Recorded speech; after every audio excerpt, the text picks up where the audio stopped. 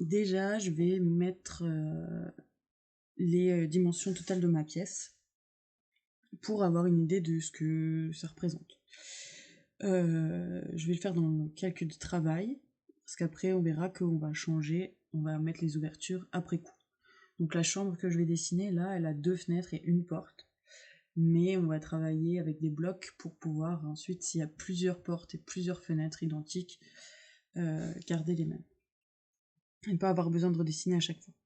Donc déjà, je vais faire les formes globales de la pièce. Moi, j'ai fait le relevé intérieur de la pièce. Donc je vais prendre un rectangle et je vais mettre les dimensions intérieures de la pièce.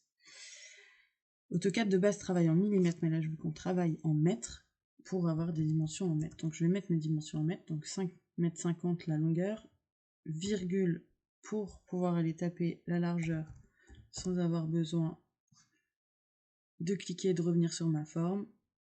Une fois que c'est fait, 3,50 m de large donc, et je mets entrée. Voilà, donc on voit c'est tout petit, c'est parce que AutoCAD est paramétré pour être en millimètres, mais là on travaille en mètres. Donc ça c'est l'intérieur de ma pièce. Moi je sais que mon mur fait 12 cm d'épaisseur, donc 0,12 m. Je vais utiliser l'outil décalé ici.